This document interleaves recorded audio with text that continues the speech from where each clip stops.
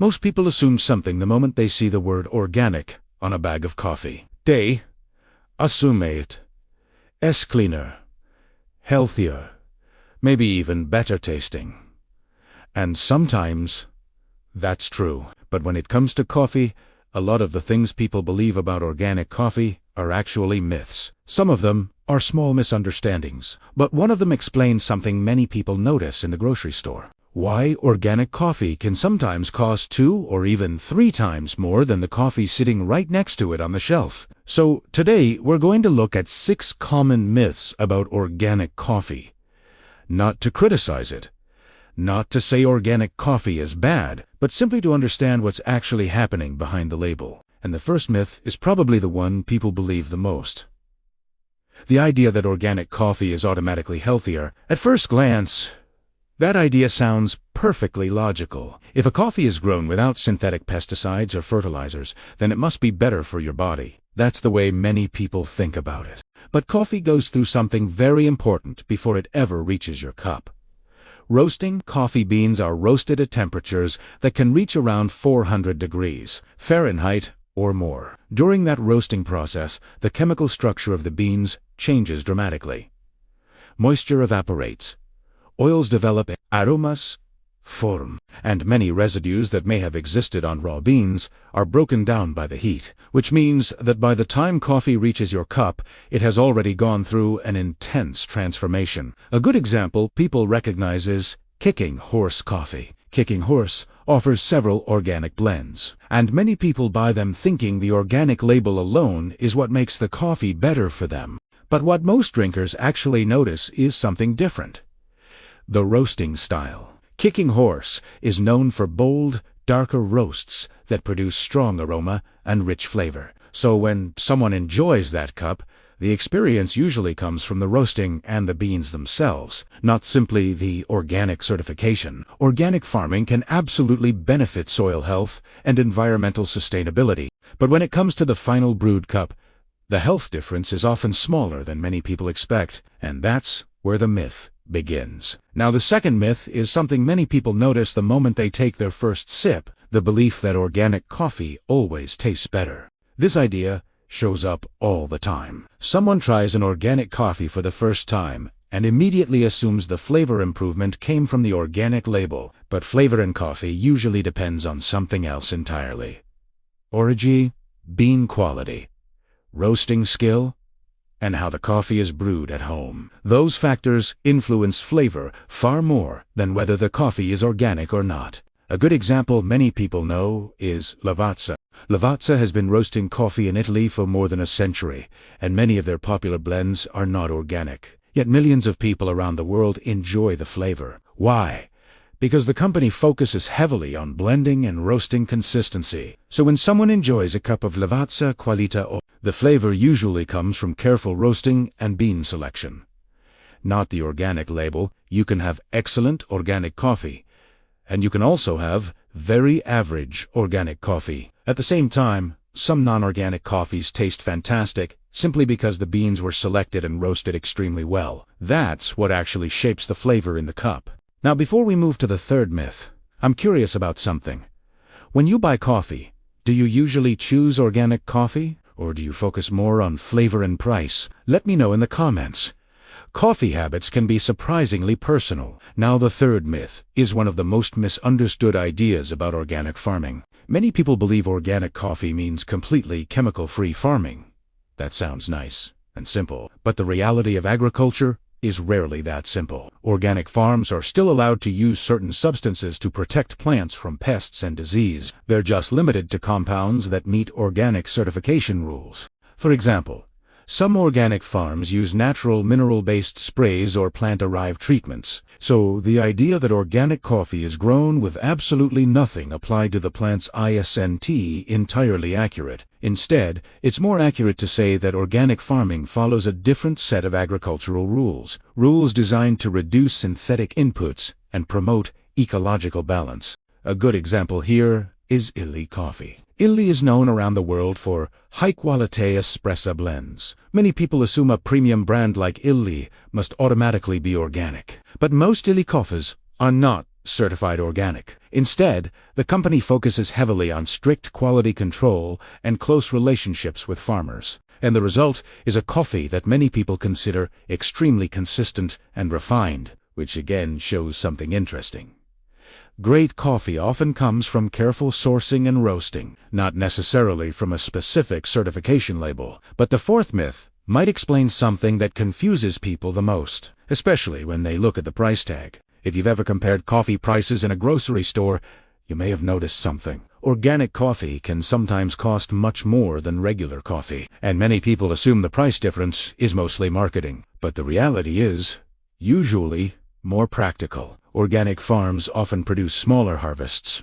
Without certain synthetic fertilizers, coffee plants may grow more slowly and produce fewer cherries. That doesn't mean the coffee is worse. It simply means farmers harvest less coffee from the same amount of land. Organic farming also tends to require more manual labor. Weeds may be removed by hand. Pest control often requires more monitoring, and labor in agriculture is never cheap. There's also another cost many people don't realize: certification. For coffee to be sold as officially organic in international markets, farms usually have to go through inspections and certification programs. Those processes require paperwork, audits, and ongoing compliance. All of that adds cost to the final product. A good example many Americans recognize is 8 o'clock coffee. 8 o'clock has been around for decades and is widely known as a reliable, affordable grocery store coffee. Most of their classic blends are not organic, yet they remain extremely popular because they are consistent, affordable, and easy to brew. So when people compare a bag of 8 o'clock coffee to a much more expensive organic brand, it can look like the organic one is simply overpriced. But in many cases, the higher price reflects the farming process itself. Now the fifth myth is a little different. Some people believe organic coffee automatically means the coffee is more ethical. The idea is that if a coffee is organic, farmers must be treated better and paid better. And it's easy to understand why people think that.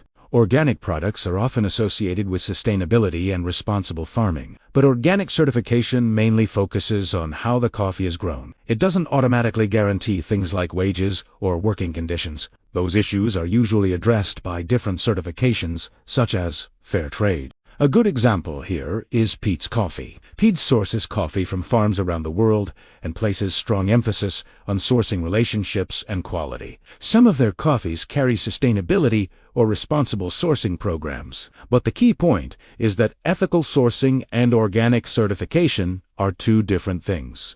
A coffee can be organic, but not fair trade.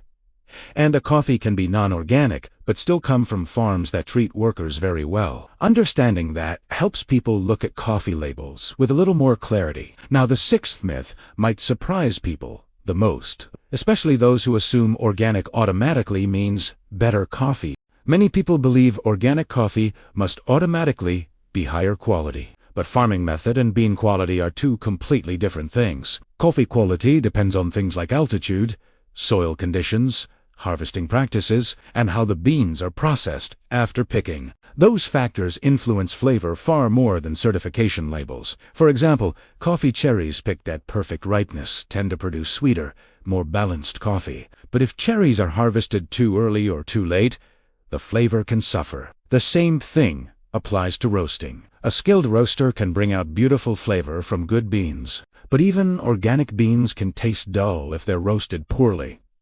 A simple example most people recognize is Nescafé is one of the most widely consumed coffees in the world. It's not known for being organic, yet millions of people drink it every day because it's convenient, familiar, and consistent. There are organic coffees that exist mainly because of the certification label, but don't necessarily deliver exceptional flavor. Which brings us back to an interesting idea.